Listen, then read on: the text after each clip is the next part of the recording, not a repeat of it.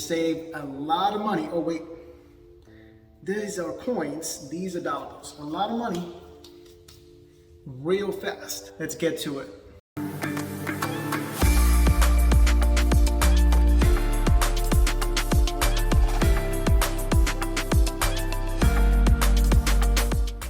Hey YouTube, welcome back to my channel. So if you are watching my video for the first time, my name is Marish Pillai. If you are a returning viewer, welcome back. So the first thing I'm gonna start out by saying is, can you save a lot of money fast? Yes. Is there a shortcut? No. I mean, I can't lie to y'all, man. I love y'all too much. So with that said, there are certain steps that you can take that will accelerate your process of saving money. Now let's get to it. So the first thing is track your expenses. I mean, I know it's boring, it's not fun, but it has to be done. And here's why. When you track your expenses through budgeting, you can see the whole picture. You can see what comes in, what goes out, where you're spending money on necessities, where you're spending money that you can scale back on, right? So it'll give you a whole picture. So you have to take yourself serious. You have to treat your finances like how these corporations treat theirs. And you have to treat yourself like a business and run it like how these CEOs run their big corporations. So it's simple, right? I use an app called Tally for budgeting. So any money that I make is going to be recorded as income. Anything that I spend money on, it's going to be recorded as expense. And everything else is savings. And all these expenses is going to be divided into different buckets, like, for example, mortgage, utilities, groceries, insurance, eating out. All these are divided into different buckets so you can analyze and adjust and scale back accordingly. So the second thing is investing. It's simple, right? Everybody talks about it, but not a lot of people do it. And here's my theory on it. A lot of people want to spend their money on shopping because when you look at it scientifically, it creates dopamine, right? So the enjoyment that you get out of it and the anticipation for shopping and all those releases dopamine. It makes you feel good, it makes you feel hooked, it makes you want to do it again. Now let's talk about investing, right? Train yourself to learn more about investing, because the more you learn about it, the better you get it. And the better you get it, the better you can make money off your money. So it's more cha-ching, cha-ching, cha-ching. And that created an effect similar to the dopamine effect for me. A lot of times what happens is people don't know about investing. They're scared to lose money, so they don't want to do it, right? So the other alternative is to spend the goddamn money and get the dopamine that way, right? But on the other hand, when you learn more about investing and start making money off your money, and the compounding takes place in real world, the more you see it, it creates an effect similar to dopamine and makes you want to be hooked. It makes you want to stay disciplined. It makes you want to do more, right? It's sort of like an addiction in a good way. So the third thing that I have is reverse budgeting. So what that means is, let's say if you want to save up some money for a down payment for a house, or buy a nice car like the one behind me. So you do your research and find out how much money you need and divide that by per month. So let's just make up some numbers, right? Let's say 10 grand, you want to save 10 grand in 5 months, right?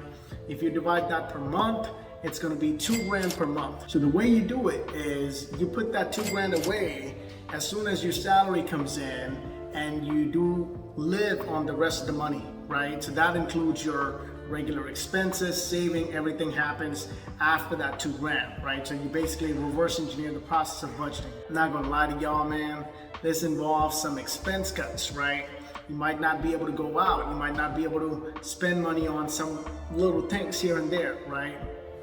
Be okay with it because you have a bigger goal, right? It's a mentality. The fourth thing that I have for you guys is to set up automatic transfer to either savings account or your stock account or investing account. That way, when your salary hits, you don't even see that money in your checking account. So what you don't see in your checking account is the money that you don't have to spend it on frivolous things. Out of sight, out of mind, right? If you follow the previous tips, you'll probably be investing as well. So without even you knowing, your money is growing. Fifth thing that I have is to cut down all this small frivolous things like getting coffee or soda. When you look at it, right, on a high level, you're probably thinking, okay, it's $5, it's not gonna be a big deal, it's not gonna cause any big dent. But when you do $5 coffee for every day of the month, that's $150. And when you do that for a year, that's over $1,500. Is that coffee really worth $1,500 a year? Ask yourself that question and you already know what the answer is. The sixth thing that I have is to stay consistent, right? This is in all aspects of life, groceries, clothes, anything that you spend money on, right? If you stay consistent, it's easier to track and that way you don't overspend it on. For example, I eat almost pretty much the same type of meals every day. Like for example, from a grocery standpoint, we get the same things, so I sort of know what my bills are like, right? Same for clothes. So this way, our numbers are predictable. There's no uncertainty. There's no high-low fluctuations, right? So it keeps the momentum going and you don't lose focus on your goals this way. So you don't lose focus on your financial goals and budget. So because of doing this, I can positively say our grocery bill has been $600 a month. Our eating out bill is gonna be $200 a month, right? Because we eat at the same places for the most part. And if you wanna try something new, then at least stick with the same dollar signs, right? So that way, you know what your month is gonna look like, there's no surprises, there's no up and downs, and you can stick to your plan. So the seventh one that I have to save a lot of money fast is to quit following the trend. Here's how I look at it, right? When you follow the trend, you set yourself to mediocrity. When you think different and outside the box, you're gonna set yourself apart. Some of these big trends that I see is when I open my Instagram, I see a whole bunch of people spending big money on weddings, going to bars and popping bottles. And in my head, I'm thinking, I don't like all that. Do I really need to do just because everybody else is doing? So ask yourself the same question. Do you really need to do certain things just because everybody else is doing? And that will help you save money in some of these small and big ticket items. And as a result, helps you save a lot of money fast. And I do want to mention that if you genuinely like those things, no offense, go ahead and do it.